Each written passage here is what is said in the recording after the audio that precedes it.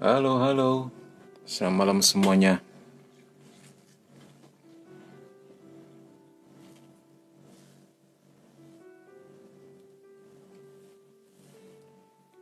Bagaimana kabar teman-teman semua? Apakah baik-baik saja dan sehat-sehat saja seperti biasa? Blessed as always. Ya, malam ini HP Min bermasalah lagi. Jadi memang kita agak telat gara-gara ini. Lucunya, tepat sebelum kita mau live, begitu melulu. Sebelumnya sore baik-baik saja. Karena satu hari TikToknya Mimin install ulang. Tepat sebelum acara live. Bagus sudah. Gak ngerti dah.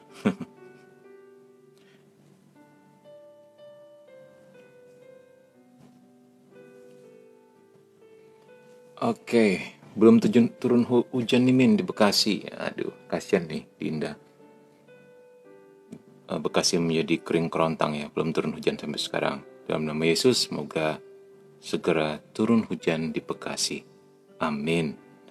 Salve Min dan teman-teman dari Heo Salve juga. Bagaimana, apakah tulisannya kelihatan dengan cukup baik? Terus suara Mimin juga udah terdengar dengan jelas dan suara musik balance? Komen-komen ya sebelum kita mulai. Sambil menunggu temanmu yang lain.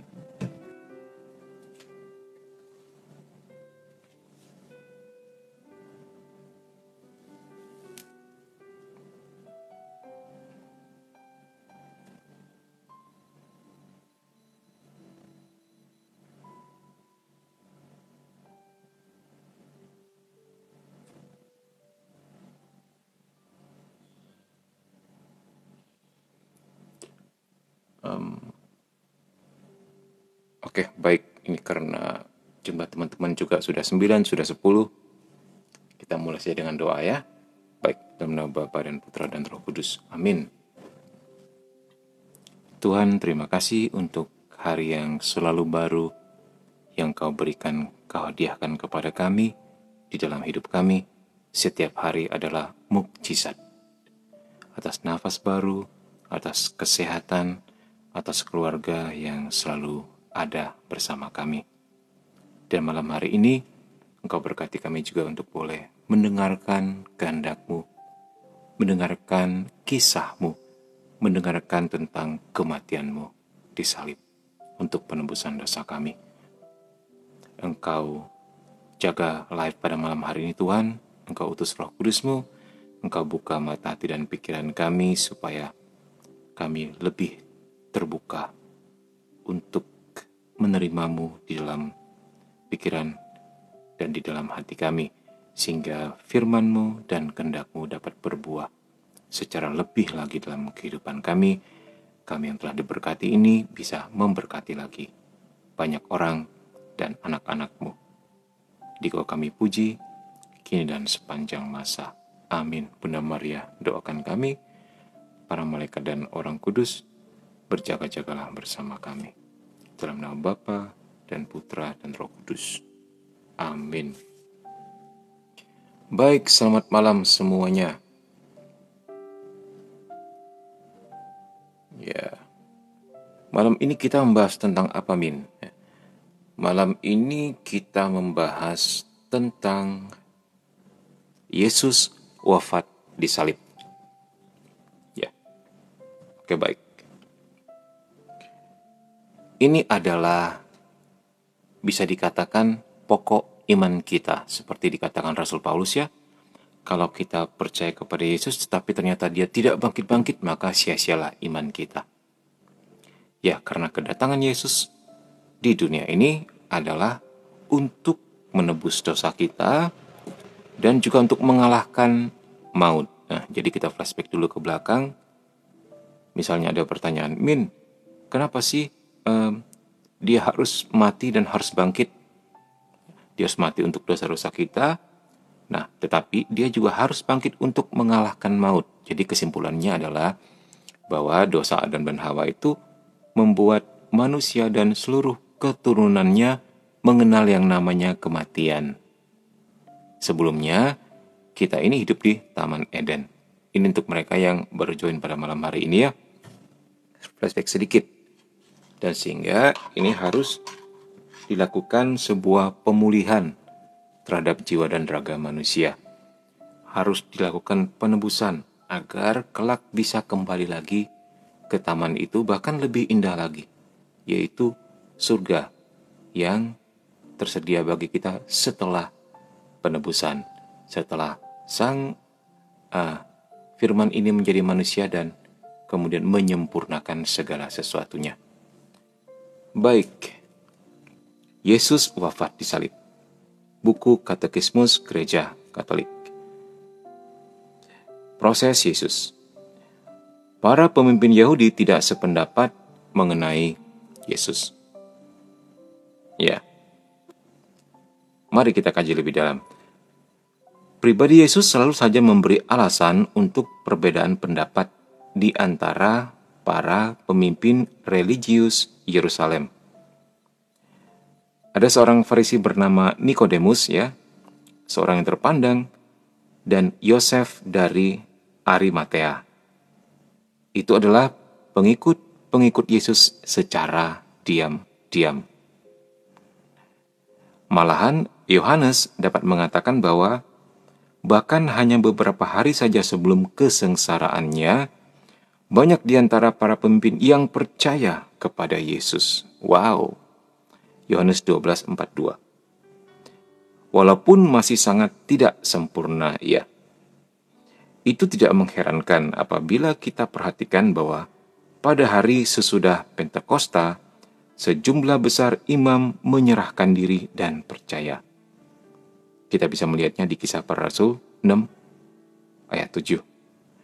Dan beberapa orang dari golongan Farisi telah menjadi percaya. Kisah Para Rasul 15:5. Santo Yakobus dapat mengatakan kepada Santo Paulus bahwa beribu-ribu orang Yahudi telah menjadi percaya, dan mereka semua rajin memelihara hukum Taurat. Nah, di sini kita bisa melihat,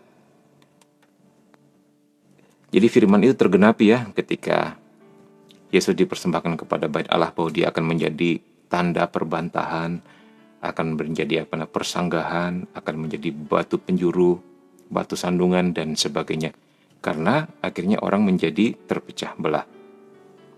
Dan untungnya di sini dikatakan bahwa pekerjaan Yesus itu berbuah. Pada akhirnya orang-orang Yahudi yang dulunya menolak dan tidak percaya bahkan menyalibkan Yesus, beberapa dari mereka ketika melihat karya Roh Kudus itu, apalagi setelah Pentakosta, mereka mulai disentuh oleh rahmat, walaupun tidak sempurna pengertiannya, tetapi telah one step ahead untuk lebih mengenal Yesus. Ya. Oke, baik. Kita lanjutkan. Nah, di sini kita lanjutkan. Mana jepit rambut Mimin? Nah, jepit rambut Mimin.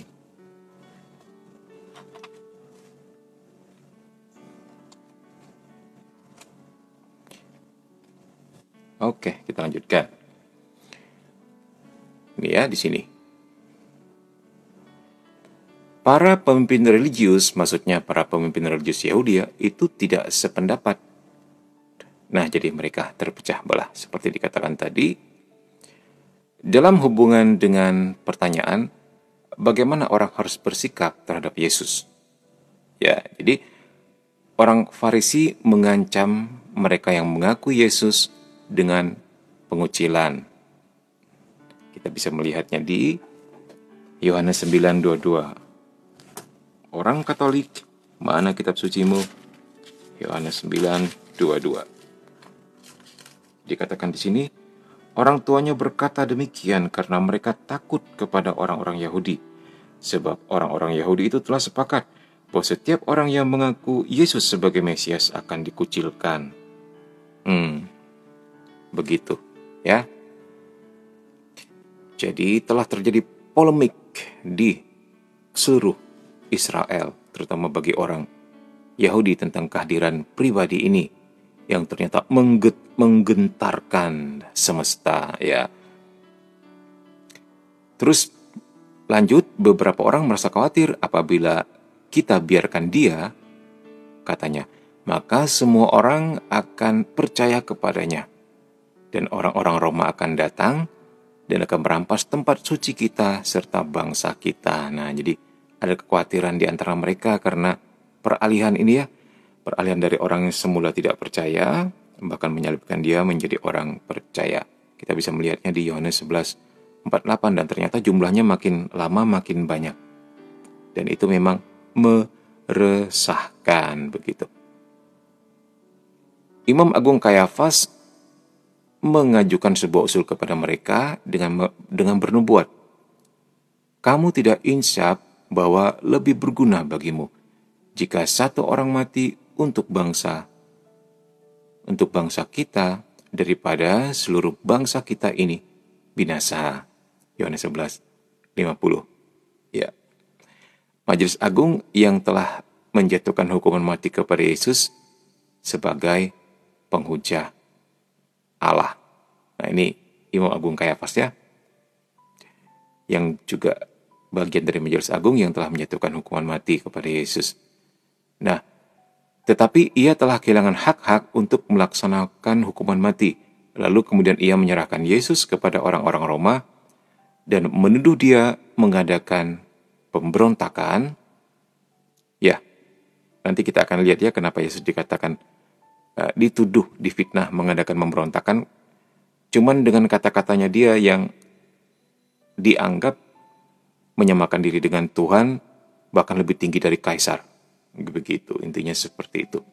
Nah, itu menjadi sebuah tuduhan, menjadi bahan bagi mereka untuk melaporkannya kepada pemerintah Roma bahwa dia mau melakukan pemberontakan. Ya, jadi dalam hal ini menempatkan Yesus sejajar dengan Barabas, si pemberontak itu ya, yang telah didakwa karena pemberontakan. Lukas 23:19.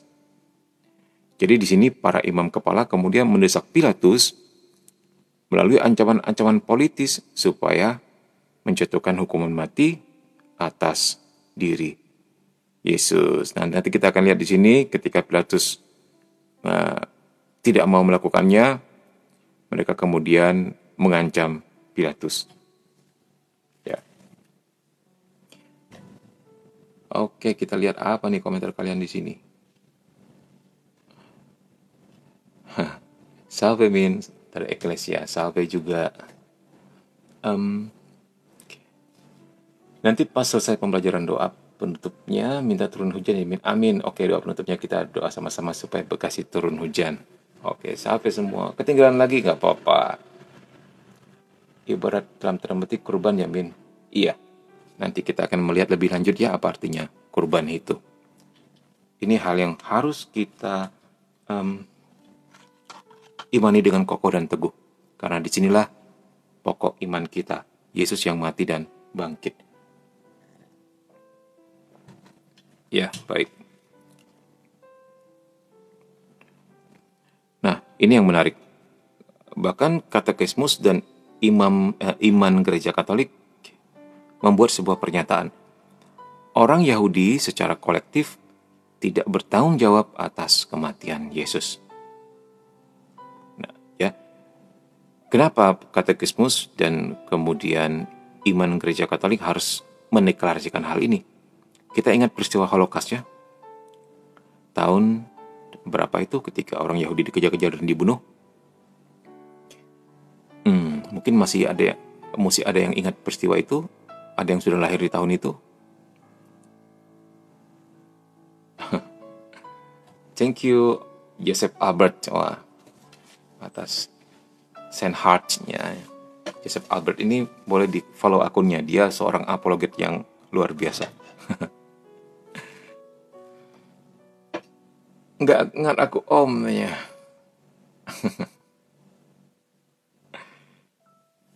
Oke.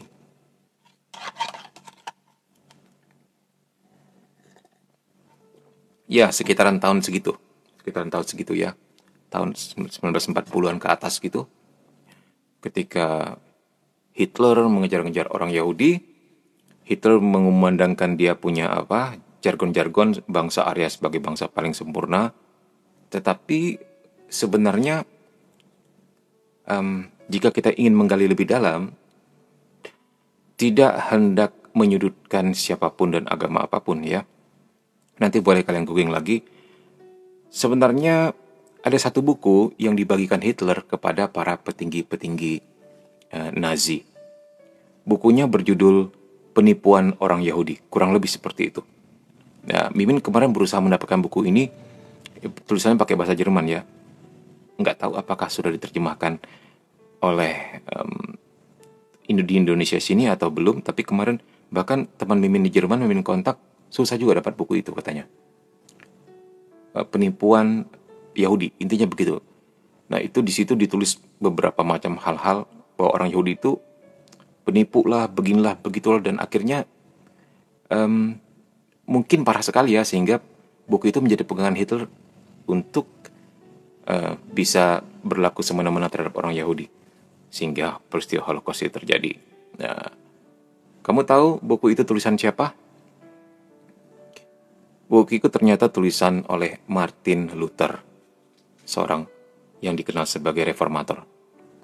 Buku itu memberi efek yang juga sangat besar kepada Hitler, sehingga mereka melakukan hal ini. Itulah sebabnya di Katekismus hari ini perlu dideklarasikan ya, dan perlu dijelaskan supaya tidak terjadi hal yang sama suatu hari di kemudian hari. Siapa tahu nanti muncul lagi radikalis-radikalis seperti itu.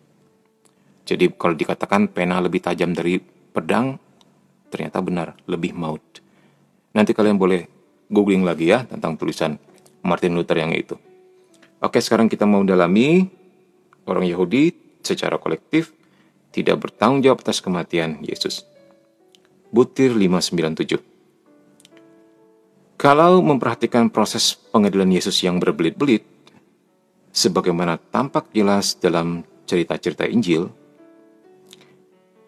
dan dosa pribadi dari orang-orang yang terlibat dalam proses itu, di sini kita bisa melihat Yudas, Majelis Agung, Pilatus, yang hanya diketahui oleh Allah sendiri, maka kita tidak dapat meletakkan tanggung jawab mengenai pengadilan itu pada keseluruhan orang-orang Yahudi di Yerusalem. Ya, buktinya Pilatus bukan orang Yahudi, gitu kan maksudnya. Walaupun ada teriakan dari sekelompok orang yang direkayasa, ya seperti tadi itu ya. Jadi para religius Israel ini, para imam-imam juga menghasut umatnya, begitulah. Untuk memperkuat, untuk menggemakan bahwa Yesus menghujat Allah, dan sebagainya. Dan sebagainya. Bahkan dikatakan Yesus akan memberontak, begitu. Itu difitnah seperti itu. Dan meskipun tuduhan semacam itu termuat dalam seruan para rasul untuk bertobat sesudah Pentakosta. Nah, jadi ya mau tidak mau para rasul pun menggunakan tuduhan-tuduhan tersebut sebagai contoh saja sebenarnya, sebagai contoh kalimat. Contohnya kita lihat di Kisah Para Rasul 2:23. Coba kita lihat.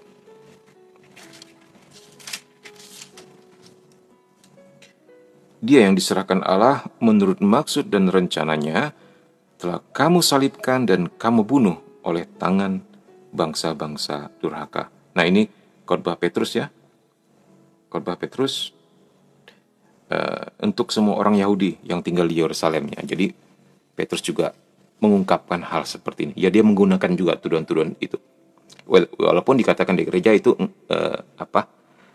dikatakan di sini meskipun tuduhan semacam itu termuat juga dalam seruan para rasul untuk bertobat sesudah Pentakosta. Jadi orang Yahudi secara kolektif tidak bertanggung jawab, itu nanti akan dijelaskan kemudian. Nah, Yesus sendiri ketika dari salib mengampuni mereka. Kita tahu itu ya. Dan kemudian Petrus memaafkan baik orang-orang Yahudi di Yerusalem yang tidak tahu maupun para pemimpin mereka. Kisah 3:17.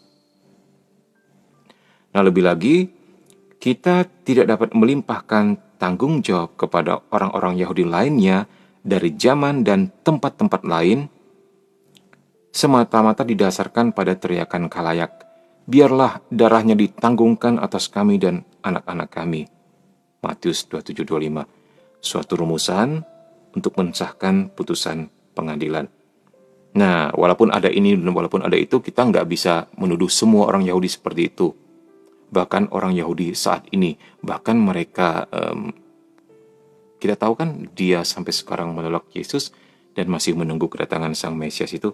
Nah, tapi however tidak menjadi dasar kita untuk kalianlah yang bertanggung jawab terhadap kematian Yesus untuk melimpahkan semua kesalahan itu kepada mereka.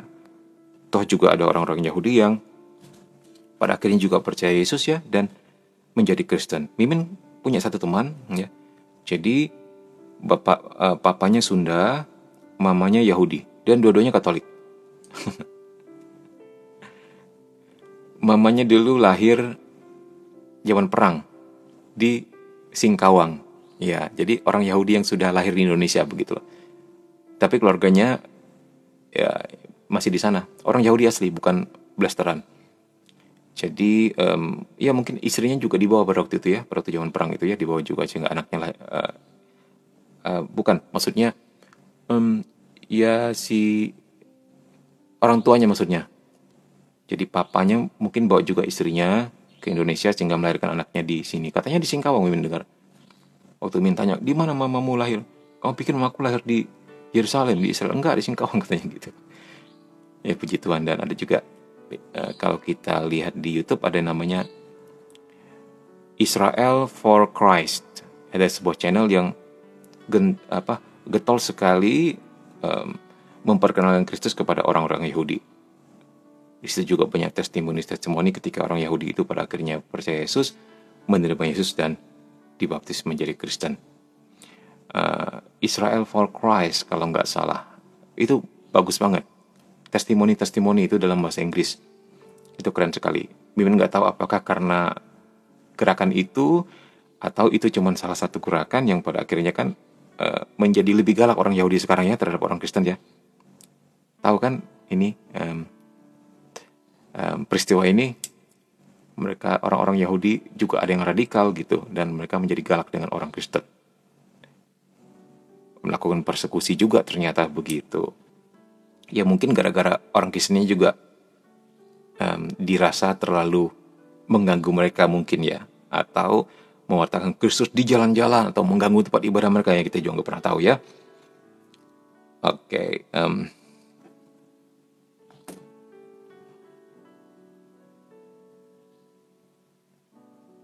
Sebentar kita.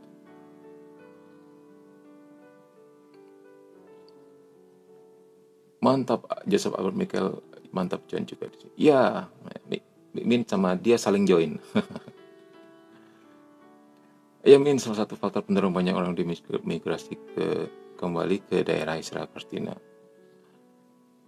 Ya, akarnya dari gerakan antisemitisme Eropa pada waktu itu ya.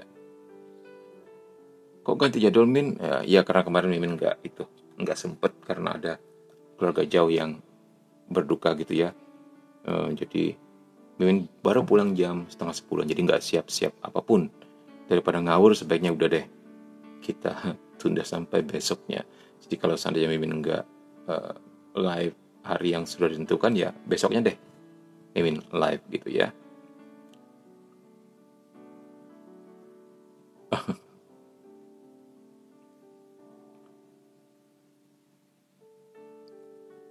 Dari penyelamatan Holocaust, kenapa Yahudi tidak berubah sikapnya kok ke Kristen termasuk Katolik? Iya, pasti mereka punya prinsip sendiri ya yang kita sendiri nggak ngerti bagaimana. Ya, kita lanjut sampai di mana tadi? Lebih lagi, kita tidak dapat melimpahkan tanggung jawab kepada orang-orang Yahudi lainnya dari zaman dan tempat-tempat lain, semata-mata didasarkan pada teriakan khalayak, biarlah darahnya ditanggungkan atas kami dan anak-anak kami. Suatu rumusan untuk mensahkan suatu putusan pengadilan. Maksudnya biarlah hal seperti ini, mereka yang bertanggung jawab, mereka yang bersumpah ini berurusan secara pribadi dengan Allah sendiri, bukan lagi penghakiman dari kita. Nah, pada akhirnya kita tahu kan, orang menelan Yesus terbukti pada tahun 70, Bait Allah rata dengan tanah dan seluruh orang Yahudi tersebar sampai 2000 tahunan ya. Baru tahun 48 kembali, itu pun atas jasa kemurahan daripada Inggris yang memberikan tanah mereka yang dahulunya ya,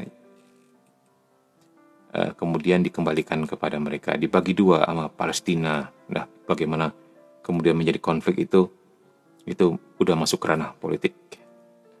Oke, karena itu gereja menyatakan dalam Konsili Vatikan kedua, apa yang telah dijalankan selama Yesus menderita sengsara tidak begitu saja dapat dibebankan sebagai kesalahan kepada semua orang Yahudi yang hidup ketika itu atau kepada orang Yahudi zaman sekarang.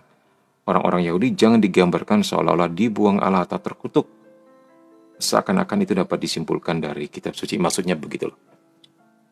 Oh, ini belum turun, ya kalian nggak ngelihat. Itu dia. Tadi di sini. Ya memang harus disikapi secara bijak, begitu kan.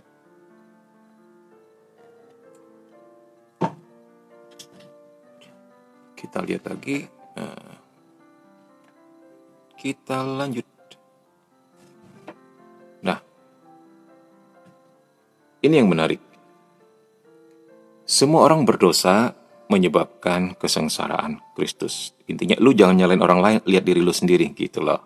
Apakah kita menyalahkan Kristus atau tidak? Nah, dalam magisterium ya, kuasa mengajar gereja maksudnya, imannya maksudnya iman gereja ya, dan dalam kesaksian para kudusnya, gereja tidak pernah melupakan bahwa semua pendosa pun adalah penyebab dan pelaksana semua siksa yang Kristus derita. Ya, jadi itu diangkat dalam artian yang sesuatu yang lebih rohani, lebih spiritual, lebih mistik.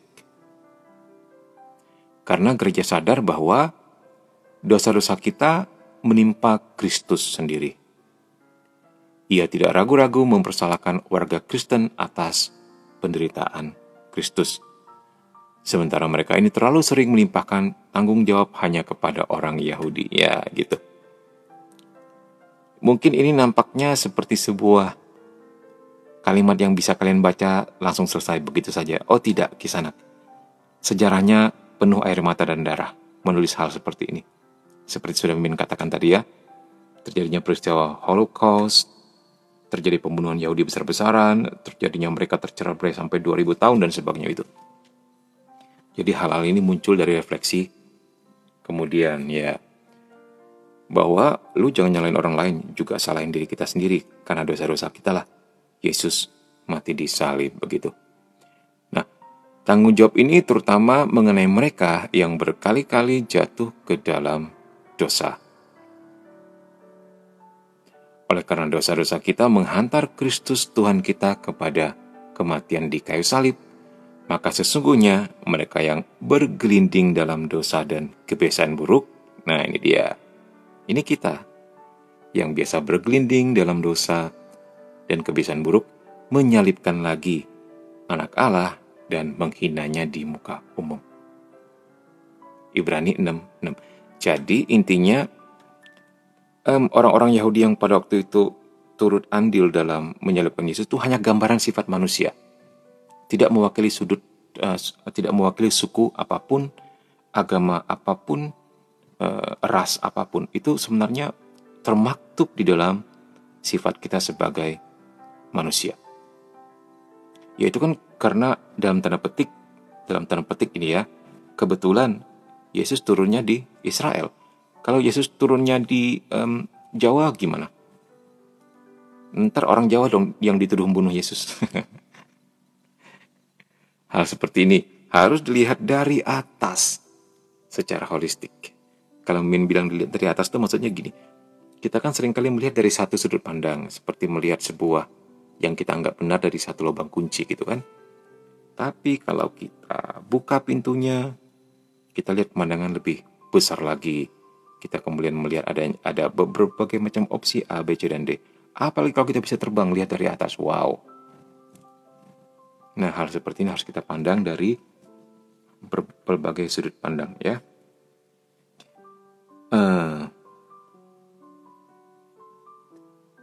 Oke, di sini dikatakan satu kejahatan yang nyatanya lebih berat lagi dari kejahatan orang-orang Yahudi. Iya, ya mungkin orang Yahudi cuma menyalibkan Yesus sekali. Tapi kita yang sudah percaya kepada Yesus dengan dosa-dosa kita dan terus mengulanginya, dikatakan di sini bahwa apa? Kita menyalibkan lagi anak Allah dan menghinanya di muka umum. Wow, lebih berat coy, gitu kan? Nah, jadi karena mereka ini seperti yang dikatakan sang rasul tidak menyalibkan Tuhan yang mulia kalau sekiranya mereka mengenalnya. Nah, ini dia. Jadi ada dosa, apa sih namanya itu? Bukan dosa sih, ada sebuah andil ketidaktahuan. Begitu. Sementara itu masuk dalam sebuah penilaian moral ya, tentang tahu, mau, dan mampu. Masih ingat kemarin? One day semoga kita masuk. Ini kalau kalian setia ikut ini ya, aduh, ikut katekisme sampai habis, wah luar biasa kalian. Masih setebal ini, kisanat. Di dalamnya juga nanti akan dibahas tentang moral ya, dan bagaimana cara menilainya. Tapi tentu saja secara umum. Kemudian para ahli-ahli moral, para teolog-teolog, para dokter-dokter kemudian akan menjabarkannya dalam buku yang lebih khusus lagi. Oke. Baik. Ini kalian menulis apa ini?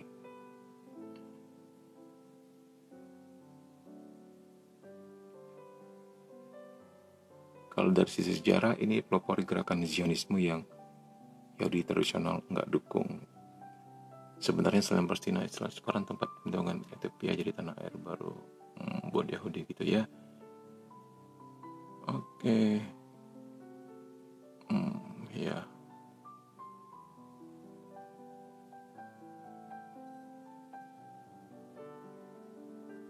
Min, aku kirim PDF buku ke grup Telegram bisa nggak, Min? Biar bisa bantu aku pahami buku itu. Maksudnya gimana?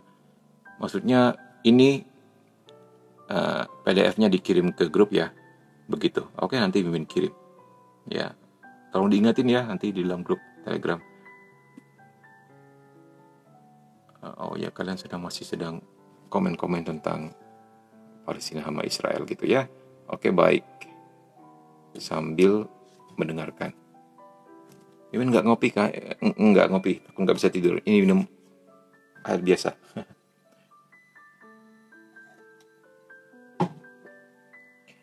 Oke, baik. Sampai di mana tadi? Sampai di sini ya.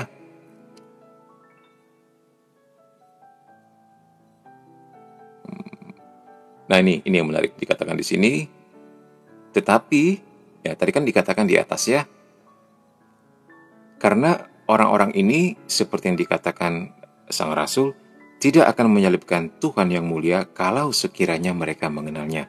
1 Korintus 2:8. Tetapi kita mengatakan kita mengenal Dia. Walaupun demikian, kita seolah-olah menganiayanya waktu kita menyangkalnya dengan perbuatan kita. Wow, ini berat coy. Nih, dikatakan oleh Santo Fransiskus dari Assisi ya, setan bukanlah mereka yang menyalibkannya, melainkan engkau yang bersama mereka menyalibkannya dan masih tetap menyalibkannya dengan berpuas diri dalam perbuatan jahat dan dalam dosa. Mantap.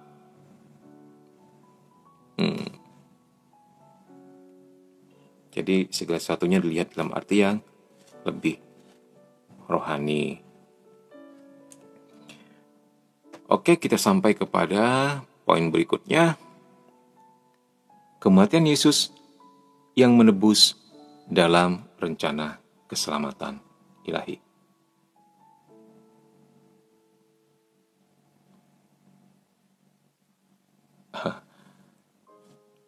Agak sulit damai karena Palestina sendiri pecah jadi dua, Fatah dan Hamas. Anehnya Gaza malah jadi lokasi Taliban. Ya nih kawan-kawan kalian membacakan. Tapi kan setan juga menghasut kita, Min.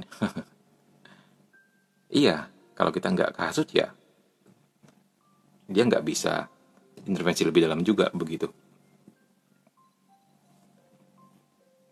Ya, kemarin waktu Mimin, puji Tuhan, diberi kesempatan ya, ada yang sponsorin tahun 2014 pergi ke Tanah Suci Holy Land, itu damai-damai saja semuanya di sana. Nggak ada apa-apa seperti diberitakan di TV-TV, perang ini, perang itu, enggak.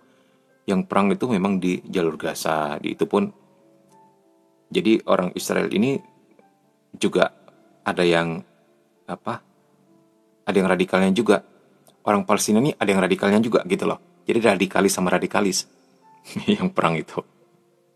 Mereka sendiri, rakyatnya hidup berdamai. Bahkan di tempat-tempat tertentu, misalnya di makam suci atau di Bethlehem, tempat palungan Kristus, itu dijaga oleh orang Palestina Muslim loh.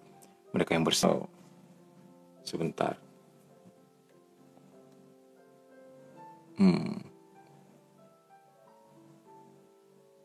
Tadi live-nya agak pause karena baterainya belum diisi. Sekarang udah main colok. Kita lihat ya.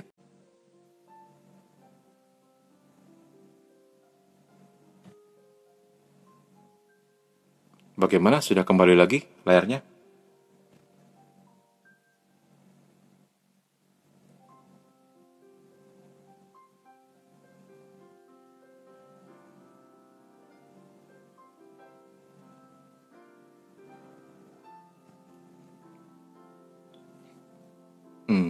Sepertinya sudah kembali lagi layarnya ya.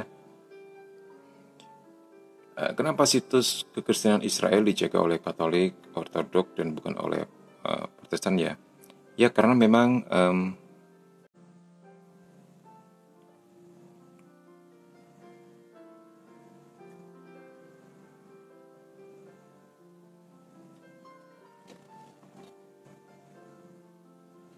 ya, apakah sudah kembali normal? Tadi Mimin cas ternyata nggak masuk casannya, Mimin ganti casan yang lebih. Atau casnya dia, yang punyanya dia. Nah baru sepertinya sekarang udah masuk. Baterai tinggal 5% tadi. Iya, di Holy Land itu dijaga oleh beberapa kekristenan, Katolik, Ortodok, Koptik. Nah gitu. Ya memang tidak ada Protestan di sana karena memang tidak ada sejarahnya mereka di sana. Karena mereka baru muncul abad 15-16 begitu ya. Tapi semua orang Kristen welcome datang ke sana. Juga bisa mempelajari sejarah kekristenan juga. Mimin sendiri punya beberapa teman yang mengolah tur ya, ada tur Katolik, ada tur Protestan begitu. Dan punya keunikan masing-masing. Kalau yang tur Katolik tentu ada misa tiap hari juga dan masuk-masuk ke dalam gereja dan dijelaskan segala sesuatunya ya. Nah, kalau yang dari Protestan ini mereka seperti ini, berkhotbah di tempat-tempat tertentu dan mengambil makna. Ini menarik juga. Misal tentang sumur Yakub, nanti dijelaskan, terus nanti pendetanya khotbah dan mengambil makna di situ. Jadi mereka memandangnya dari sudut rohani, begitu. Menarik juga.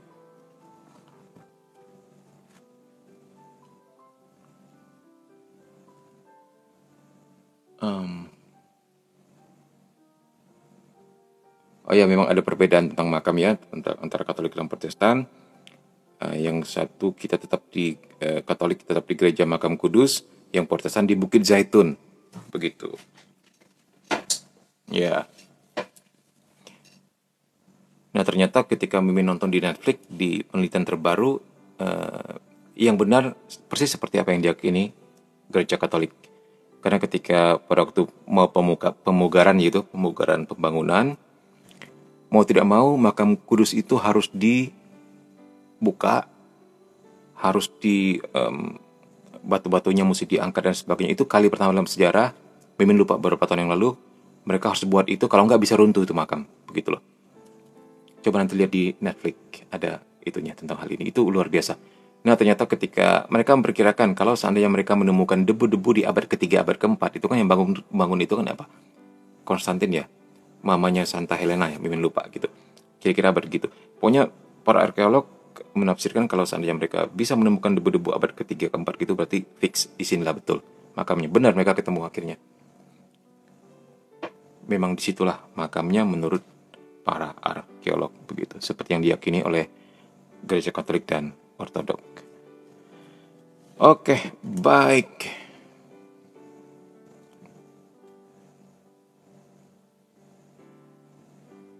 Sampai di mana kita tadi? Kematian Yesus yang menebus dalam rencana keselamatan ilahi. Yesus diserahkan sejalan dengan keputusan Allah yang sudah ditentukan. Ya.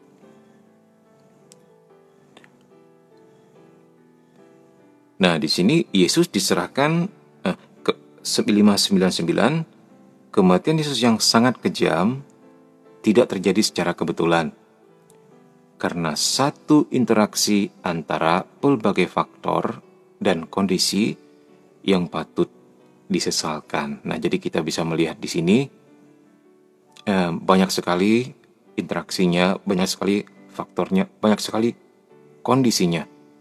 Ya, walaupun ini sudah ditentukan, tetapi patut disesalkan dikatakan seperti itu. Ini termasuk misteri rencana Allah. Sebagaimana Santo Petrus sudah menjelaskannya dalam khotbah Pentakosta yang pertama untuk orang Yahudi di Yerusalem. Ia diserahkan menurut maksud dan rencana Allah. Kisah 2:23. Cara tutur biblis ini tidak mengatakan bahwa mereka yang telah menyerahkan Yesus hanya merupakan pelakon tidak bebas dari sebuah skenario yang telah ditentukan oleh Allah sebelumnya. Nah, jadi ini rumit ya, ini sebuah misteri penyaliban. Dikatakan di sini, cara tutur biblis ini tidak mengatakan bahwa mereka yang telah menyerahkan Yesus, jadi orang-orang yang menuntut, memfitnah, dan menyalibkan dia itu adalah pelakon yang tidak bebas dari sebuah skenario yang dibuat oleh Allah. Intinya seperti itu, seakan-akan Allah menjadikan mereka robot yang untuk melaksanakan nubuat tentang kisah sengsara dan kematian Yesus ini. Nah, tapi secara logika kita bisa berpikir begini kok. Kenapa dia pada akhirnya juga mati? Walaupun tidak harus mati. Pada akhirnya tetap mati disalib. Karena apa yang dia bawa, kebenaran yang dia siarkan, penyembuhan-penyembuhan yang dilakukan, perkataannya tentang pengampunan dosa, itu menggentarkan semesta Yahudi. Benar-benar konsep seperti ini tidak dalam kepala mereka, dan kita tahu menghujat Allah tradisinya adalah hukuman mati. Nah, dalam hal seperti ini kita pada akhirnya tahu Yesus pada akhirnya akan meninggal juga, karena dalam tanda petik tingkah lakunya sendiri. Gitu ya. Jangankan Yesus, kamu aja kalau pada waktu itu muncul dan bertingkah seperti Yesus, ya kamu pasti disalibin. Begitu. Nah, jadi misteri ini bermain-main juga dengan konsekuensi, dengan hukum, dengan adat istiadat, dengan cara berpikir orang. Jadi Tuhan Allah kita ini adalah dia yang sepandai-pandainya makhluk bisa melihat semua itu, dan pada akhirnya sampai pada kesimpulan ya pasti dia meninggal juga gitu. Itu sebuah resiko dari sebuah pengajaran yang sangat revolusioner, yang seakan-akan menampar pengajaran-pengajaran sebelumnya dan tentunya menyinggung semua orang ya. Begitu loh. Ya, tetapi kan ada anggapan begini nih. Tuhan itu sebenarnya bermain-main dengan dirinya sendiri, begitu. Seperti seorang penulis skenario, kan begitu anggapan orang. Nah, ini untuk menjelaskan itu, bahwa tetap kita diberi kehendak bebas untuk menerima ataupun menolak. Kita bukanlah robot yang bisa disetting sedemikian rupa. Begitu ya. Ya baik. Ini kalian nulis tentang apa ini?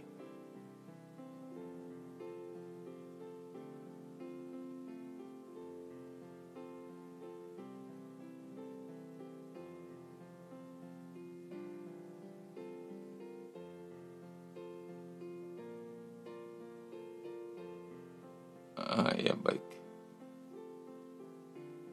Oh.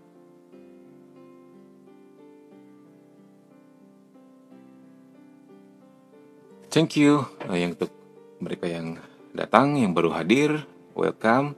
Untuk mereka yang sudah lama hadir, silakan menikmati snacknya.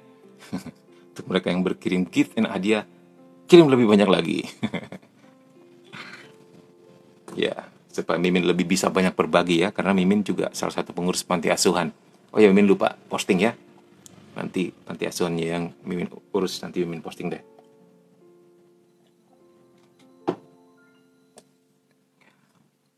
Oke, baik.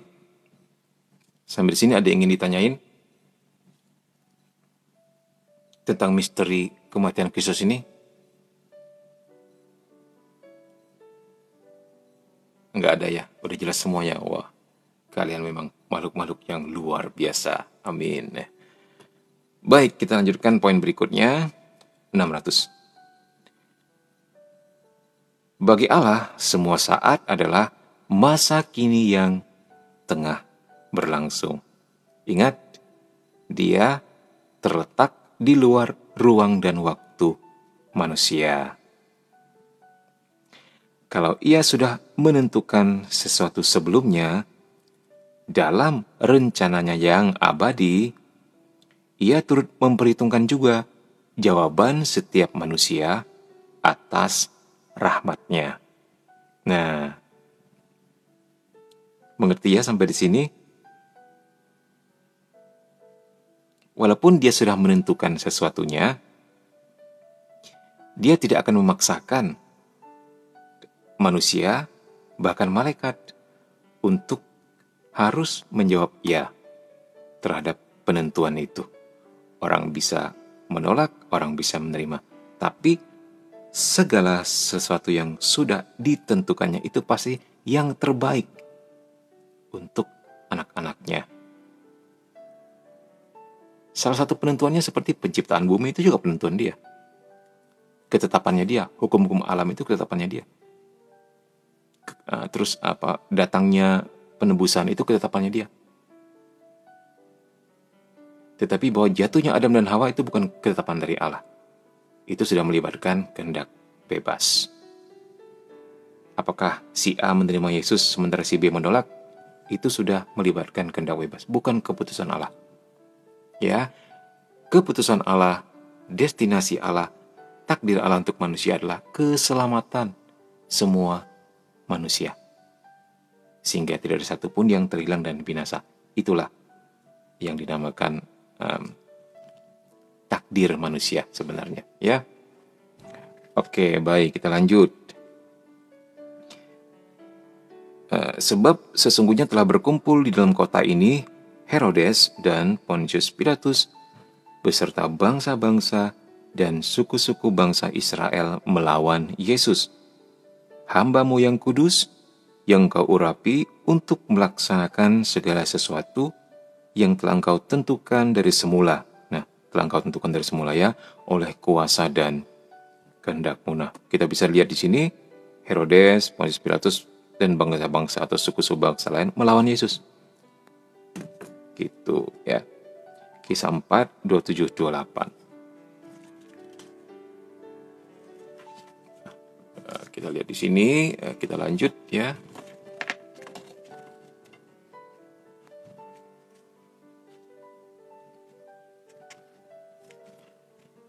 Tadi sudah dikatakan Allah membiarkan perbuatan-perbuatan yang muncul dari kebutaan mereka itu terjadi untuk melaksanakan rencana keselamatannya. Ya, jadi di dalam sebuah penentuan ini tetap melibatkan kehendak bebas, apakah melawan atau menerima. Yang wafat untuk dosa kita sesuai dengan kitab suci. Kau maaf, Andre mau tidur, izin menentukan diri. Oke, baik, Andre, selamat bobo, mimpi yang indah. Semoga mimpinya membaca katekismus. Toby hadir Min. Oke, welcome Toby Maguire. pemain film Spider-Man.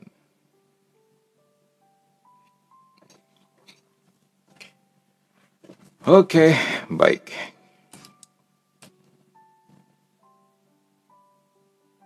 Kita lanjut. Rencana ilahi untuk mendatangkan keselamatan melalui kematian keji orang benar atau hambaku. Kita bisa melihatnya di Yesaya 5, Yesaya 53, 11. Coba kita intip ya, Yesaya 53, 11. Orang Katolik, ayo mana kitab sucimu? Yesaya 53, 11. Jadi ini sudah dinubuatkan Kisanak. Kita baca sama-sama. Sesudah kesusahan jiwanya, ia akan melihat terang dan menjadi puas. Dan hambaku itu, ini maksudnya bercerita tentang Sang Mesias ya. Dan hambaku itu sebagai orang benar akan membenarkan banyak orang oleh hikmatnya. Dan kejahatan mereka dia pikul. Jadi hal ini di Yesaya sudah dimaklumkan di Perjanjian Lama sebagai misteri penebusan yang mencakup segala sesuatu. Artinya sebagai tebusan yang membebaskan manusia dari perhambaan dosa. Kita bisa melihatnya di Yesaya 53, 11, 12. Tadi ya, sebab itu aku akan membagikan kepadanya orang-orang besar sebagai rampasan. Dan ia akan memperoleh orang-orang kuat sebagai cerahan. Yaitu sebagai ganti karena ia telah menyerahkan nyawanya ke dalam maut. Dan karena ia terhitung di antara pemberontak-pemberontak. Sekalipun ia menanggung dosa banyak orang dan berdoa untuk pemberontak-pemberontak. Wow. Sebenarnya pusing juga ya kalau dipikirin. Sudah dinubuatkan dan pada akhirnya tergenapi dan terlaksana. Kok bisa gitu loh? Secara manusiawi coba kita berpikir. Kita jangan berpikir sebagai orang yang sudah menerima iman sejak bayi. Sehingga kita nggak mikirin apa-apa lagi, tahu-tahu udah Katolik aja begitu. Tapi coba iman kita dalamin ya, terus kita pandang, terus kita kagumi. Itu menakjubkan sekali. Seperti seorang anak yang selalu terpesona terhadap segala sesuatu. Ini kayak Mimin sampai sekarang tetap aja terpesona baca-baca hal seperti ini. Kayak apa dia Sang Mesias terjanji yang sudah dinubuatkan kok bisa gitu loh. Maksudnya gini, kita sendiri tahu ini loh kitab suci ya. Tuh lihat, banyak sekali kitab-kitabnya. Kitab suci, Alkitab, al artinya the, kitab artinya book, the book.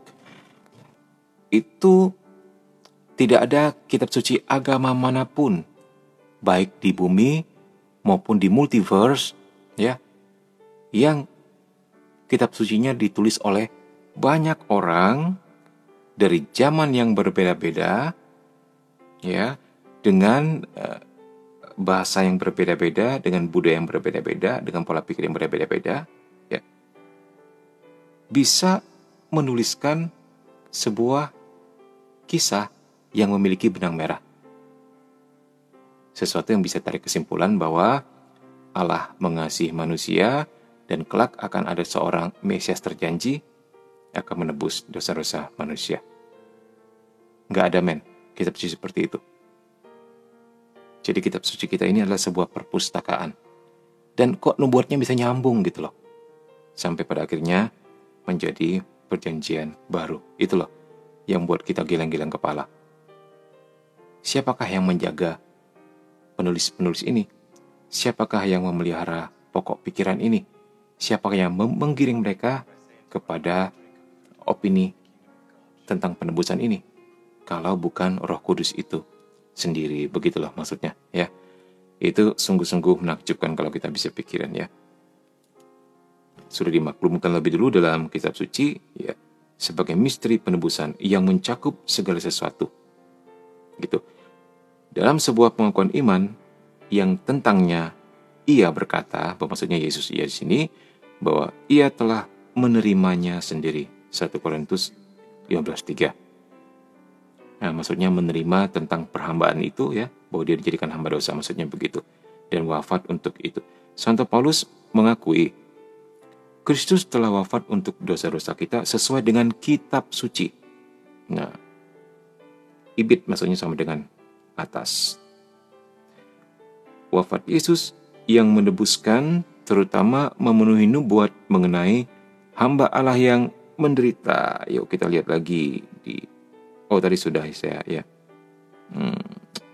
Yesaya 53. Coba kita lihat 7-8.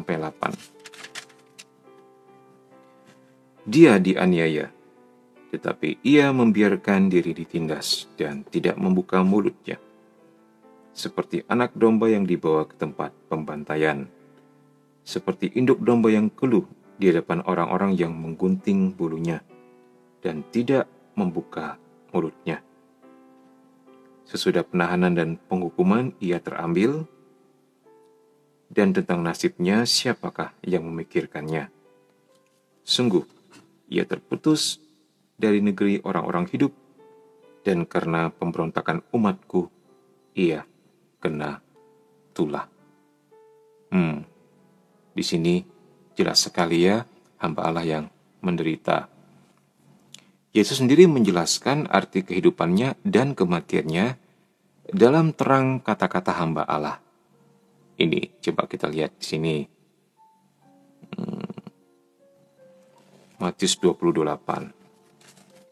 Tadi kita sudah melihat perjanjian lama, sekarang perjanjian baru.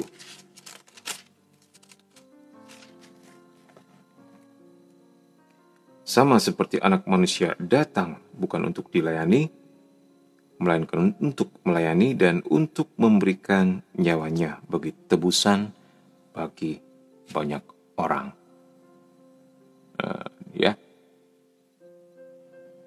Setelah kebangkitannya, ia memberi penjelasan tentang kitab suci ini kepada murid-murid Emmaus. Kita bisa juga melihat bagaimana murid-murid di Emmaus itu berjalan bersama Yesus yang mereka nggak menyadari ya bahwa itu adalah Yesus.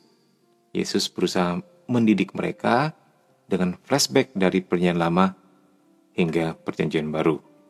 Dan sesudah itu kepada para rasul sendiri. Nah, yang kepada para rasul menjadi sangat jelas setelah peristiwa Pentakosta.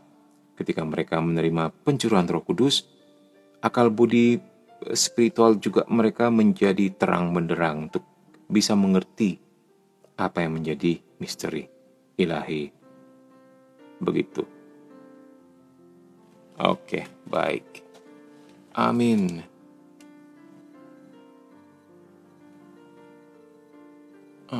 Iya, ini Mimin mau lihat ini kalian ngobrol apa di sini. Namanya sama orangnya beda. Kau dari kesusahan mana, kata Yosef? Dari Pontianak. Dinda, iya, saya juga mikir begitu. Betul, bahkan Yesus akui semua harus terjadi. Yes. Oke, untuk mereka yang suka berapologet, senang berdebat, boleh tuh follow akunnya Bang Joseph Albert ya. Beliau aktif sekali dalam mempertanggungjawabkan iman Katoliknya. Baik, kita lanjut.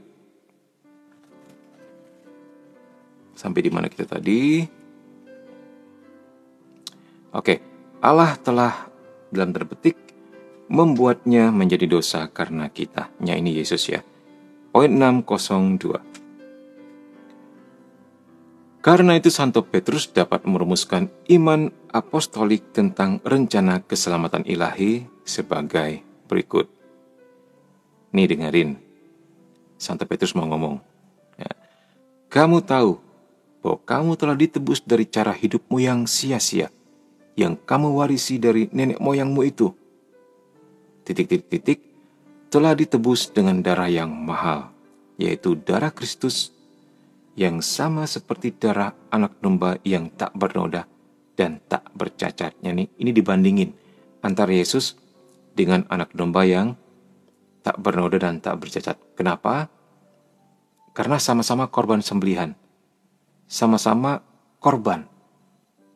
sama-sama sebuah persembahan untuk dosa-dosa manusia. Begitu. Nanti kalau kalian pelajari lagi budaya Yahudi, nanti kalian akan itu ya, mengerti kayak istilah kambing hitam itu aslinya dari sana. Jadi pada zaman dahulu cara mereka mengaku dosa itu unik. Jadi mereka ambil kambing hitam, kemudian mereka bisikin dosa-dosa mereka ke telinga kambing itu, dan kemudian kambing itu disuruh pergi ya. Nah kemudian ya mungkin dibunuh di tempat jauh atau bagaimana begitu. Jadi kambing ini dijadikan tumpuan kesalahan. Jadi kambing ini dijadikan tempat bersilih untuk semua dosa-dosa. Jadi jangan heran kalau istilah dikambing hitamkan. Bisa jadi istilah itu muncul dari kebiasaan ini begitu ya. Nah kemudian domba juga begitu ya, menjadi sebagai sebuah objek persembahan, kurban bakaran untuk penembusan dosa. Nah tetapi kalau kita melihat di Perjanjian Lama, tidak ada domba yang sungguh-sungguh tak bernoda dan tak bercacat. Enggak ada. Ya. Nah dalam hal ini, Yesus adalah domba yang sempurna sebagai korban karena dia tak bernoda dan tak bercacat. Nah pada akhirnya kita di sini harus melihat Perjanjian Lama dalam terang Perjanjian Baru. Sebuah tipologi yang membandingkan Hawa dibandingkan dengan Maria, Adam dibandingkan dengan Yesus, anak domba dibandingkan dengan kurban Kristus di kayu salib. Perjanjian Lama hanya dapat kita mengerti dalam terang Perjanjian Baru. Jadi jangan heran, jangan melongo, jangan stunning, dalam arti bengong. Kenapa orang Yahudi kok nggak mengerti bahwa Yesus adalah Mesias terjanji? Nggak perlu mikirin sampai sejauh itu. Karena mereka nggak pegang Perjanjian Baru. Ya, mereka hanya pegang Perjanjian Lama begitu. Ya sudahlah, dengan pengertian masing-masing. Ya, paling kita doakan semoga one day pada akhirnya mereka bisa menerima Yesus. Jreng, lalu tiba-tiba akhir zaman ya. Loh, apa hubungannya dengan akhir zaman, Min? Ya, kan katanya begini di kitab suci. Injil Kerajaan Allah harus diberitakan jadi kesaksian bagi semua bangsa. Sesudah itulah kan tiba kesudahan zaman. Ya siapa tahu begitu semua orang Yahudi menerima Yesus langsung akhir zaman.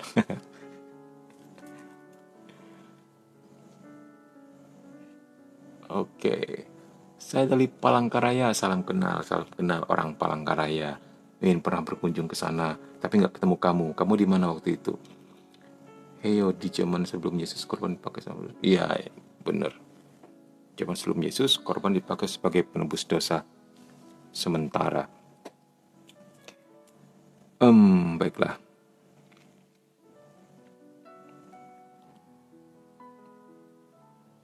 Ya ini lagunya ya.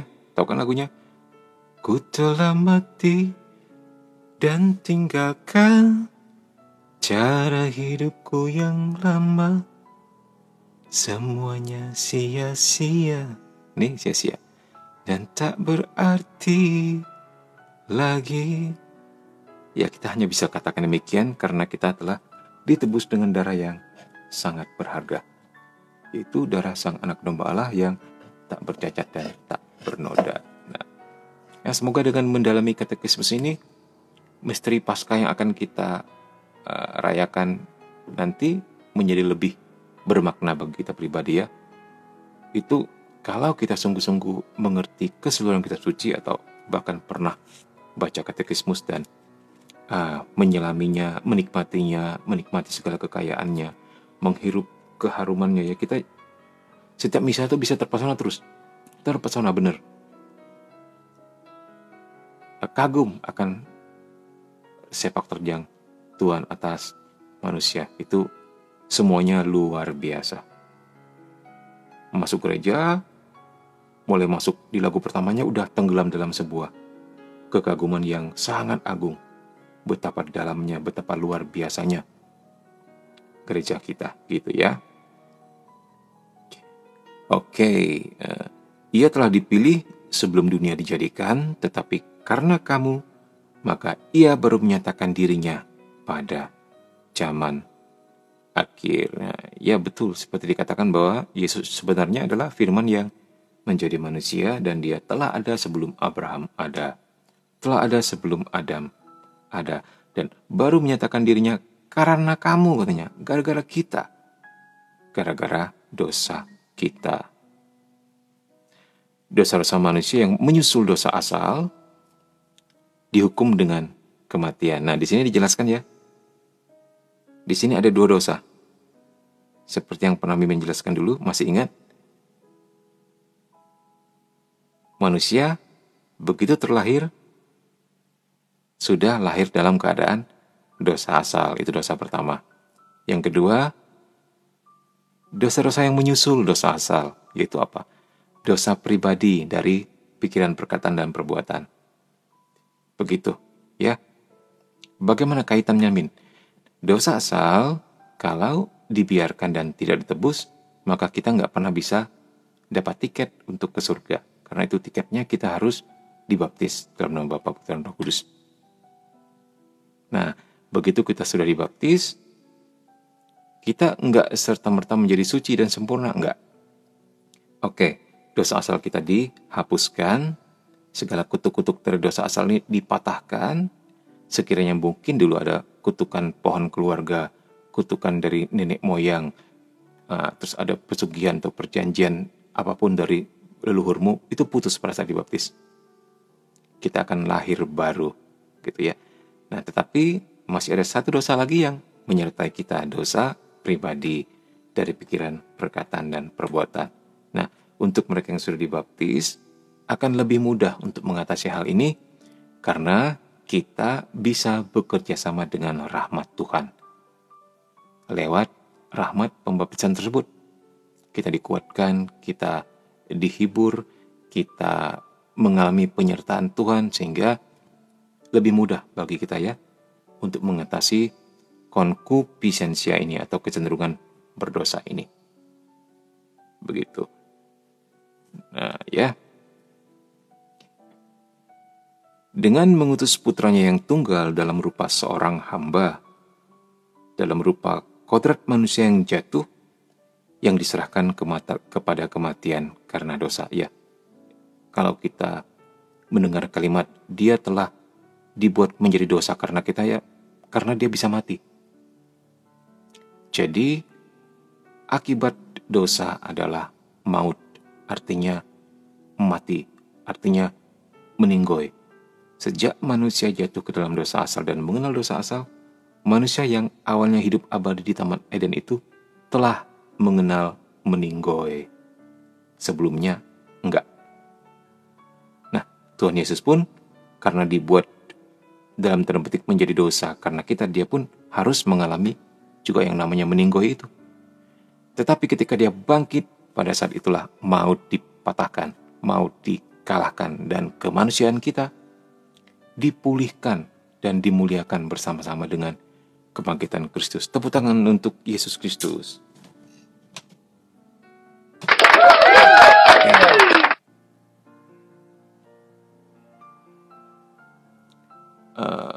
Prosesi kurban Yesus sekarang diperingati melalui misa, ya, Min. Itu sebabnya praktek kurban tidak ada lagi di kekristenan. Yes, benar sekali. Nah, tapi ini juga menarik kalau kita bisa melihat di acara-acara adat, ya. Di acara-acara adat di manapun di seluruh dunia, rata-rata mereka mempersembahkan sesuatu kepada sembahannya. Misalnya darah ayam, darah sapi, darah kambing, atau darah ayam hitam, atau darah anjing, sebagainya. Itu bermakna apa? Sebenarnya juga bermakna sebuah kurban, sebuah persembahan, bermakna sebuah penebusan atau silih terhadap dosa, agar dewa nggak marah, atau agar dewa senang, dan sebagainya, dan sebagainya. Nah, untuk kita, untuk orang Kristen, terutama untuk orang Katolik, ya, kita dengan misa sebenarnya sudah sempurna itu kurban dan persembahan, ya. Jadi tidak bermakna apapun lagi dalam arti untuk bermakna untuk penembusan dosa terhadap adat istiadat yang seperti ini. Ya. Tapi kalau mau sembelih ayam, sembelih sapi untuk dimakan ya silakan. Itu masih sering terjadi di pedalaman-pedalaman ya. Mereka syukuran untuk hasil panen, syukuran untuk apa gitu kan. Jadi untuk mereka yang sudah beragama, mereka bisa menginkulturasikan itu bukan lagi sebagai persembahan kepada dewa-dewa, tetapi sebagai ucapan syukur kepada Tuhan. Dan pada akhirnya, misalnya mereka bersyukur atas hasil panen, atas padi, mereka lakukan lewat misa. Setelah misa itu baru mereka sembelih hewan ini dan itu ya untuk dimakan bersama. Bukan lagi dipersembahkan kepada dewa-dewa, karena persembahan sebelumnya, darah Kristus sudah cukup untuk Tuhan. Enggak ada lagi yang lebih tinggi dan lebih sempurna daripada itu, daripada Ekaristia. Karena putranya sendiri yang menjadi kurban sembelihan. Enggak ada yang lebih tinggi daripada itu. Salve buat semua, salve juga Stati Santa Maria Airsena, Paroki Stella Maris Tarempa, Provinsi Kepri, Kesukupan Pangkal Pinang, hadir min. Wah, mantap. Welcome orang Pangkal Pinang, orang Kepri. Salam dari Pontianak sini ya. God bless. Nah, ini ada pertanyaan menarik dari Dinda. Min, bagaimana caranya tahu kalau kita sudah menerima rahmat Tuhan? Ini menarik. Ada yang tahu jawabannya? Min, gimana cara taunya kalau kita sudah menerima rahmat Tuhan? Ataupun sebaliknya, kita menolak rahmat Tuhan? Ada yang bisa bantu Dinda?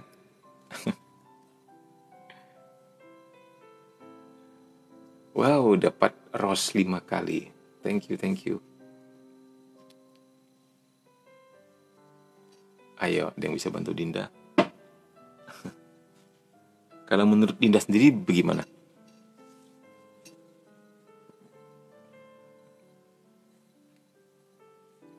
Rahmat Tuhan nggak seperti notifikasi HP, Min. Salah satunya merasakan damai sejahtera. Yes, dari Pink Panther. Benar sekali. Yang bisa dibaca langsung, terus digeser atau diklik. Ya. Dalam keadaan normal, kamu akan, maksudnya begini, lebih ditarik kepada kehidupan rohani. Termasuk hadir di live ini ya, padahal kita bahas sesuatu yang berat. Sesuatu yang mendalam. Sesuatu yang rumit. Ini sudah menyangkut di dalamnya teologi, sejarah gereja, moral, mariologi, demonologi, angelologi, semuanya numpuk di sini. Tetapi bahwa kalian setia mendengarkan sampai akhir, bagi Mimin itu juga sebuah rahmat. Karena nggak semua orang memilih untuk mendengarkan katekismus atau demonologi juga ya. Jadi memang Mimin melihat itu juga sebagai sebuah rahmat bagi kita semua gitu. Ya tentu ada damai sejahtera juga di hati ya, dan ada rasa happy. Kalau menolak rahmat ya seperti itu. Selalu menghindar hal-hal rohani. Ya, kurang lebih seperti itu ya.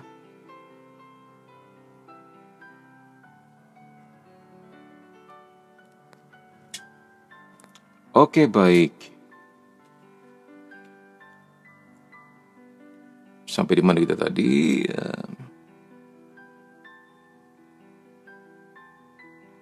Dosa-dosa manusia yang menyusul. Oke, tadi sudah. Oke, baik. Nah, Allah telah membuat dia yang tidak mengenal dosa menjadi dosa karena kita, supaya dalam dia kita dibenarkan oleh Allah. Nanti kita akan melihat hal ini lebih dalam lagi. Oke, poin 603. Yesus tidak dibuang oleh Allah seakan-akan ia sendiri telah berdosa. Sebaliknya, dalam cintanya sebagai penebus yang selalu menghubungkan dia dengan Bapa, Ia dengan sekian mesra menemani kita yang hidup jauh dari Allah karena dosa-dosa kita, sehingga di kayu salib Ia dapat mengatakan atas nama kita, Eloi, Eloi, lama sabachthani, yang berarti, Allahku, Allahku, mengapa engkau meninggalkan aku? Ya. Nah, jadi salah satu tafsiran tentang hal ini, tentang kenapa Yesus mulai dari dia ketakutan di Taman Getsemani ya, hingga berpuncak pada seruan Eloi Eloi lama sabachthani. Begini loh, salah satu penafsiran dikatakan. Selain itu bahwa memang sudah dinubuatkan ya, kita tahu dia adalah firman yang menjadi manusia. Kita tahu dia hidup di dalam satu Allah, tiga pribadi dan tidak pernah terpisah. Nah, ketika dia dibuat menjadi manusia, turun di bumi dan mengenal dosa, bersentuhan dengan dosa, walaupun dia tidak berdosa ya, maksudnya begitu. Mengetahui bahwa dia harus menanggung semua dosa manusia, harus memikulnya. Kamu tahu apa yang paling dia takutkan? Dikatakan upah dosa adalah maut. Dan maut artinya putus hubungan dengan Allah. Inilah yang paling ditakutkan Tuhan Yesus kita. Dia, aku tak biasa bila kau tiada di sisiku, gitu loh. Itu menakutkan sekali bagi Yesus. Karena harus menerima konsekuensi dari dosa lah, putus hubungan dengan Allah. Itu kayak apa? Dia gak ngerti gitu loh. Ini benar-benar membuat sampai keringatnya berpeluh darah ya. Dan sampai dia berteriak seperti ini. Ya. Itu benar-benar dia mewakili kita sehabis-habisnya, separtikel-partikelnya, sedetail-detailnya dia mewakili kita sampai mewakili kita juga berteriak, Tuhan, mengapa engkau meninggalkan aku? Itu membuat dia benar-benar pada waktu itu kita bisa mengerti lah ya. Di Markus 15:34, Mazmur 2:22. Kalau kita berada di posisi itu, walaupun kita pasti nggak akan mampu, mungkin kita sudah mati pingsan, sudah lama mati ya, gitu ya. Ya, sampai di sini mengerti? Karena dengan cara demikian, Allah sudah membuatnya solider dengan kita. Solider dalam arti dia bukan hanya bersimpati, tapi juga berempati dan bahkan turut berpartisipasi dalam penderitaan kita sebagai orang berdosa. Maka ia tidak menyayangkan anaknya sendiri, tetapi menyerahkannya bagi kita semua. Roma 8:32, sehingga kita diperdamaikan dengan Allah oleh kematian anaknya. Itu siapa yang jualan apa? Nah, juga nanti akan mungkin di pembahasan selanjutnya akan jelaskan kenapa kejatuhan Adam dan Hawa itu harus ditebus. Kenapa penebusannya harus lewat kematian? Kenapa harus firman yang menjadi manusia? Begitu. Nah, nanti akan dijelaskan di pembahasan berikutnya. Begitu ya. Oke, kita masih ada sedikit waktu. Masih ada setengah jam lagi.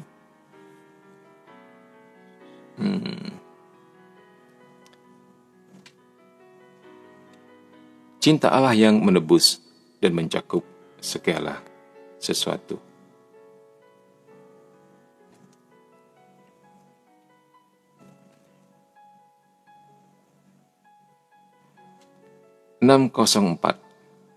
Dengan menyerahkan putranya karena dosa kita, Allah menunjukkan bahwa rencananya untuk kita adalah satu keputusan cinta yang penuh kebaikan dan mendahului setiap jasa dari pihak kita.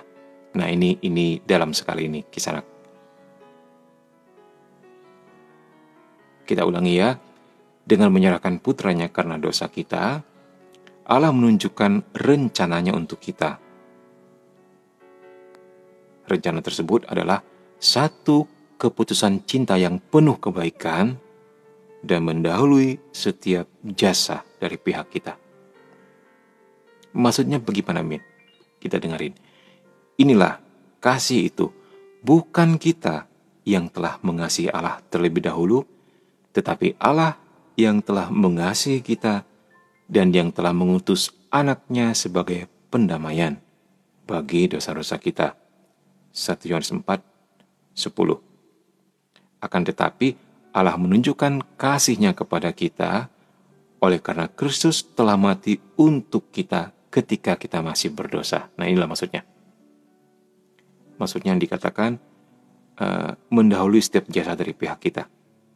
Kebaikan Allah itu. Jadi bahwa Tuhan Yesus turun ke dunia mati untuk dosa-dosa kita itu bukan karena kita baik. Bukan karena kita berjasa. Bukan karena kita ada pahala. Enggak. Karena kasih-Nya. Karena inisiatifnya sendiri. Dari Yesus. Sementara kita kalau berteman, ya, kalau punya saudara, punya kerabat, kan biasa tuh kita berbuat baik dengan dia karena dia lebih dulu berbuat baik dengan kita, begitu ya. Kita minjemin dia uang 100.000 karena sebelumnya dia pernah minjemin kita 200.000, misalnya begitu. Berbalas kebaikan. Terus, ya, seperti inilah hukum dunia ini. Kita akan berbuat baik terhadap orang yang berbuat baik terhadap kita dan berbalas dendam terhadap mereka yang pernah menyakiti kita. Nah, begitu ya, itu hukum dunia ini. Tetapi Tuhan Yesus melakukan sebaliknya, yang mengatasi kodrat kedagingan kita yang untuk balas dendam, untuk berbuat baik terhadap orang yang baik juga enggak. Dia berbuat baik untuk semua orang. Baik yang jatuh ke dalam dosa, ya, maupun yang tidak. Begitu ya, bahwa ia datang untuk orang berdosa. Memang cinta Allah yang menebus dan mencakup segala sesuatu. Oke, baik.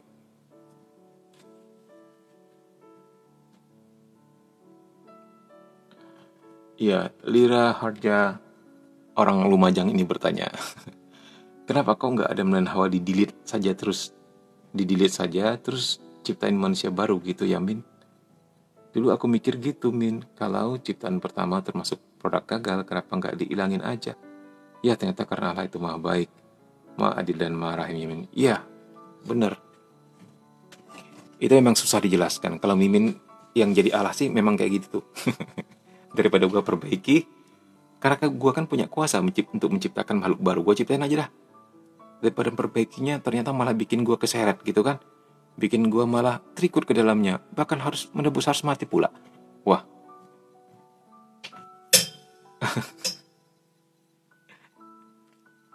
Seperti hukum ekonomi kan, kalau ternyata bikin baru lebih murah daripada perbaiki, ya udah, gue lem biru aja, lempar beli baru, begitu ya. Tetapi tidak dengan manusia. Allah mengasihinya, nggak tahu deh seperti apalah kasih yang luar biasa ini ya. Itu nggak masuk akal sepertinya. Di luar akal. Begitu kasihnya dia kepada makhluk-makhluknya. Bahkan dia lebih mengasihi, dalam tanda petik, lebih mengasihi manusia daripada makhluk sebelumnya, yang adalah malaikat. Malaikatnya nggak ditebus. Cuman manusia yang ditebus. Kita tepuk tangan untuk Allah kita.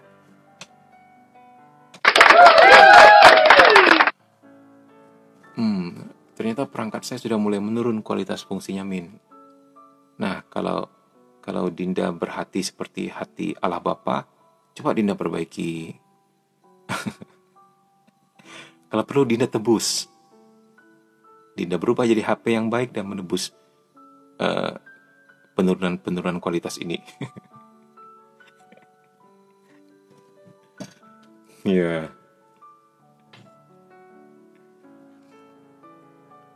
Oke, baik. Terima kasih untuk yang sudah send heart, send gift. Sehat selalu. Oh, ini makin malam 17 lebih orang makin ngumpul ini.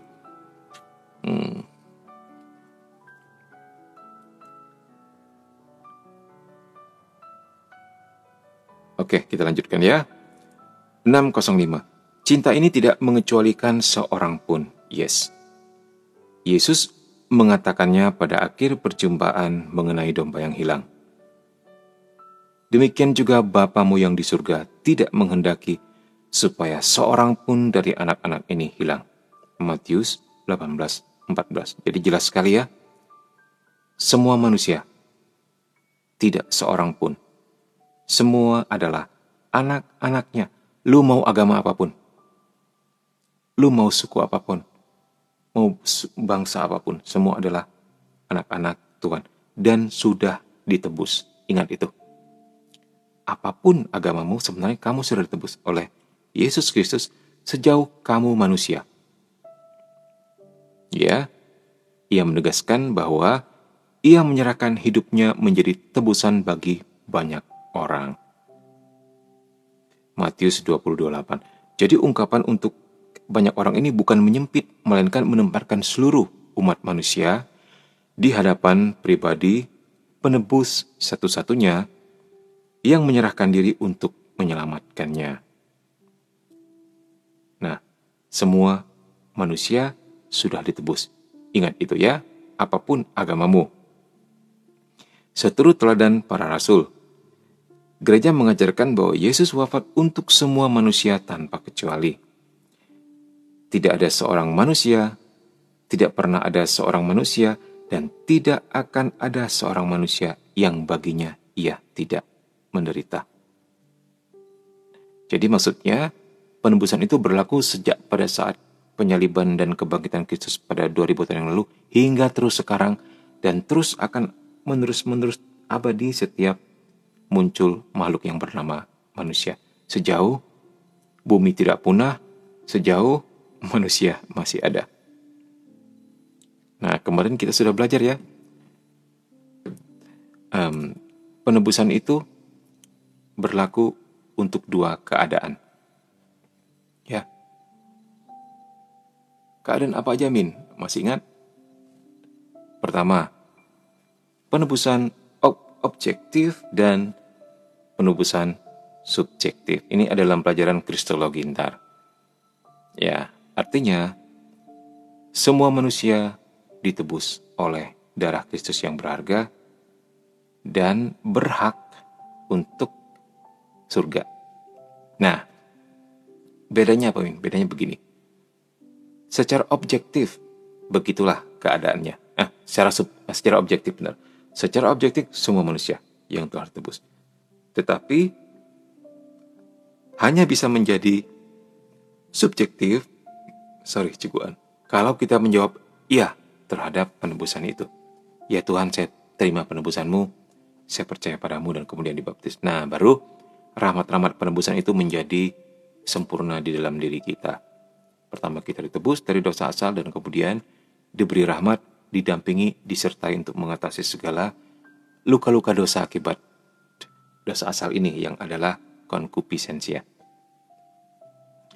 Nah, sementara untuk mereka yang tidak percaya Kristus atau tidak menerima Kristus atau menolak Kristus, ya, mereka sebenarnya dalam keadaan sudah tertebus, hanya belum tergenapi dalam diri mereka sejauh mereka belum menjawab iya terhadap atau confirm terhadap rahmat penebusan ini. Ketika mereka mengatakan, iya Tuhan, saya percaya Tuhan Yesus, dan mau dibaptis, nah, rahmat itu mengalir. Dalam arti, Yesus nggak perlu turun lagi kedua kali, ketiga kali untuk orang-orang seperti ini, enggak. Penebusan itu berlaku sekali untuk selama-lamanya. Ya, artinya seperti itu. Itulah sebabnya dalam gereja Katolik juga, ketika orang yang sudah dibaptis, kemudian menjadi pindah agama yang lain begitu ya, dan ketika suatu hari dia mau kembali lagi, nggak perlu baptis ulang. Cukup mengaku dosa dulu. Kemudian konsul kepada pastor apa-apa aja yang harus dilakukan. Ya, siapa tahu kalau semakin sedemikian parahnya harus katekumen ulang. Nah, misalnya begitu. Ya, karena rahmat pembaptisan itu termaterai sekali dan untuk selama-lamanya, ya. Oke, wow, banyak gift nih. Keren. Puji Tuhan. Baik. Jam berapa sudah? Oke, masih ada sekitar 15 menit lagi ya. Sampai ini udah mengerti ya penebusan objektif dan subjektif. Oke, kita masuk kepada pembahasan bab 3. Kristus telah menyerahkan diri kepada Bapanya untuk dosa kita. Nah, dikatakan menyerahkan diri ya. Jadi dia dalam arti takluk dalam ketaatan kepada Bapa. Nanti kita akan menjawab pertanyaan-pertanyaan iseng dari para polemikus yang mengatakan, siapakah yang membunuh Yesus? Nah, kita banyak tuh pertanyaan seperti itu ya. Mengapa dia sanggup membunuh Yesus? Nah, gitu. Pertanyaan-pertanyaan dari para polemikus yang suka sekali mengutak-atik tentang agama orang lain. Seluruh kehidupan Kristus adalah persembahan kepada Bapa. Kita lihat di poin 606, Putra Allah yang turun dari surga bukan untuk melakukan kehendak-Nya sendiri, melainkan untuk melakukan kehendak Bapa yang telah mengutus-Nya. Itu jelas sekali ya. Kita bisa lihat di Yohanes 6:38. Berkata, ketika Ia masuk ke dunia, sesungguhnya aku datang untuk melakukan kehendak-Mu, ya Allahku.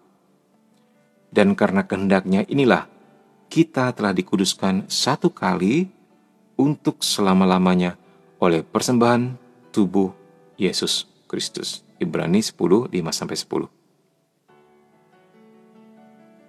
Nah, kita sendiri kemarin sudah melihat ya, bahwa Yesus yang adalah 100% Allah dan 100% manusia, tentu sebagai manusia pun dia tetap memiliki kehendak dan akal budi manusia.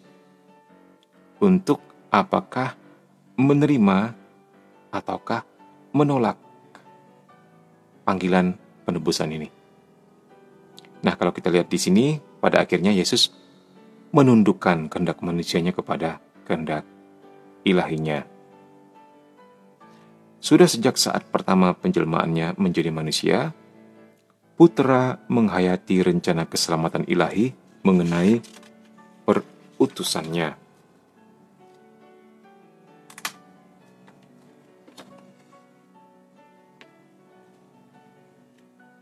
Sebagai penebus maksudnya. Nah, kita bisa lihat di sini, makananku ialah melakukan kehendak Dia yang mengutus aku dan menyelesaikan pekerjaannya. Yohanes 4:34. Pengorbanan diri Yesus untuk dosa seluruh dunia adalah pernyataan persekutuannya yang penuh cinta dengan Bapanya. Bapa mengasihi aku, oleh karena aku memberikan nyawaku. Yohanes 10:17. Dunia hendaknya tahu bahwa aku mengasihi Bapa dan bahwa aku melakukan segala sesuatu seperti yang diperintahkan Bapa kepadaku. Yohanes 14:31. Dia taat sampai mati. Dari Lira, dulu aku juga mikir begitu. Kenapa? Yesus kok nggak kayak Superman aja ya? Kan keren, lebih mudah. Iya. Ini pernah posting tentang superhero, kalau nggak salah. Mungkin tahun lalu. Situ ada Spider-Man, ada Batman, ada Superman, ada Wonder Woman, dan sebagainya. Mereka ngumpul pada waktu itu. Itu temanya tentang Paskah waktu itu ya. Terus mereka sedang duduk di sebuah tempat yang tinggi, cuma duduk di sebuah balok yang setengah lingkaran begitu kan, mengerumuni Yesus di tengah-tengah. Mereka sepertinya sedang digambarkan sedang asik mendengarkan Yesus. Yesus bilang begini, beginilah cara saya menebus dunia atau menyelamatkan dunia.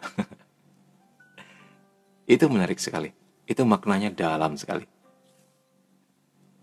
Beginilah cara saya menyelamatkan dunia dengan menebusnya, dengan mati untuk kita. Bukan dengan kekerasan, dengan peperangan, dengan terbang-terbang, dengan kekuatan superhero, ini dan itu, begitu. Dan sesuatunya seperti dari utara ke selatannya terbalik semua. Apa yang mulia, apa yang famous, apa yang diagung-agungkan oleh dunia gitu kan, sebuah ketenaran, sebuah popularitas, sebuah kekuatan itu kebalik semua. Jadi Yesusnya seperti lubang hitam. Dia menyedot semuanya, bahkan cahaya pun gak bisa gerak, tersedot ke dalam pengorbanan yang sempurna. Semua mata melihat, gak ada lagi cara yang lebih menyentuh dalam berpartisipasi di dalam atau solider dengan kehidupan manusia selain merasakan sendiri penderitaan manusia, bahkan merasakan sendiri akibat-akibat dosa manusia hingga kematiannya dan kebangkitannya. Nah, kemudian film-film Superman mau niru gitu ya, jadi katanya Superman sempat mati dan kemudian bangkit lagi. Superman is back atau Superman return dan sebagainya. Memang Injil akhirnya menjadi inspirasi bagi semua superhero. Tapi di satu sisi banyak juga film-film tersebut yang cukup memberikan nilai moral atau pesan moral yang baik ya. Yang jadi untuk anak-anak is okay lah film-film begituan. Memanjakan mata kita juga dengan teknologinya luar biasa, teknologi CGI-nya dan juga audionya ya, juga dengan pesan-pesannya, dengan cerita-ceritanya yang tentu lebih menyentuh secara manusiawi juga. Gitu. Nah, tapi bagaimana sekarang Lira, apakah udah mengerti? Ya, ini agak rumit juga untuk dijelaskan. Ini semuanya berkaitan dengan kerahiman Allah sekaligus keadilan Allah. Dua hal ini harus imbang, harus balance. Masalahnya adalah Allah itu Sang Maha. Karena dia Maha baik, Maha kasih, tapi dia juga Maha adil. Dan kedua hal ini nggak bisa bentrok. Ngerti nggak di sini? Allah yang berbelas kasih itu akan mengampuni semua dosa, akan menerima semua orang. Tapi Allah yang Maha adil, dia akan mengejar semua dosa sampai tuntas. Dan kedua hal ini nggak boleh bentrok. Ayo untuk PR direnungkan.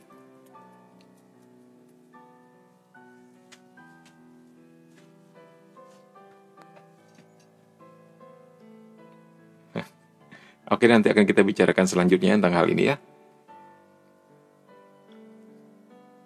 Kita akan, karena ini menjelaskan tentang kerahiman seolah-olah berlawanan dengan keadilan. Ini menarik sekali. Tapi memang nggak bisa dijelaskan saat ini. Nanti deh. Karena dia Maha Rahim, dia otomatis sekaligus Maha Adil juga. Nah ini loh. Dua hal yang sepertinya paradok dan bertolak belakang, tapi satu kesatuan. Nah itu nantilah kita dalami ya. Rumit.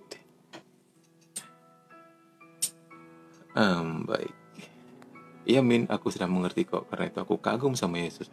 Sampai terharu pas ngerti. Oke, kita tepuk tangan untuk Yesus Kristus kita yang luar biasa. Baik ya. 607 terakhir ya. Nah itu domba mau ngomong ini. Itu bel apa sih? Tiang listrik sudah bunyi. Ini Mimin sedang terserap ke dalam sebuah keadaan yang mempesonakan tentang keagungan Tuhan ya, sampai kadang-kadang ngomong jadi belibet. Terkagum-kagum sendiri dengan apa yang kita baca ini. Bisa begitu ya? Baik. Kerinduan untuk menghayati rencana kasih penebusan dari Bapa menjiwai seluruh kehidupan Yesus. Karena kesengsaraannya yang menebuskan adalah alasan penjelmaannya menjadi manusia. Haruskah aku katakan, Bapa, selamatkanlah aku dari saat ini? Tidak. Sebab untuk itulah aku datang ke dalam saat ini. Yohanes 12:27. Bukankah aku harus minum cawan yang diberikan Bapa kepadaku? Yohanes 18:11. Dan waktu bergantung di salib, ia mengatakan, aku haus. Yohanes 19:12. Dan baru sesudah itu, sudah selesai. Maka demikian kita pun malam ini sudah selesai. Kita lanjutkan minggu depan ya.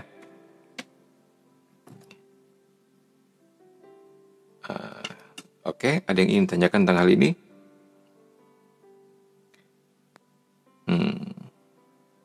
Sekali lagi dalam hal ini, Yesus bisa saja melarikan diri. Bisa saja mengalah kepada kehendak dan akal budi manusiawinya. Tetapi sekali lagi, dia taat sampai mati, dia menundukkan dirinya kepada kehendak ilahinya. Ya.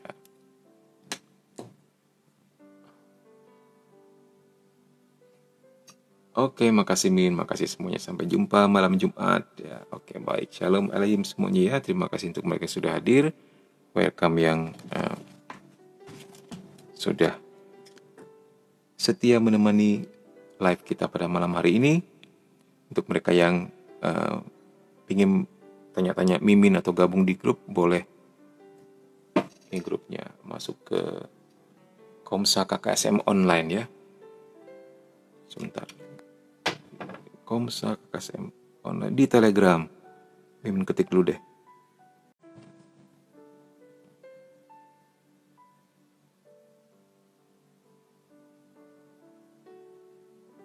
Itu dia. Nah, bagaimana udah balik suara Mimin? Ya, hanya mau kasih tahu kepada teman-teman yang mungkin pengen join di Telegram, mungkin pengen sharing apa atau ingin tanya apa, is okay. Ya, terima kasih semuanya untuk mereka yang atas segala dukungan kalian ya.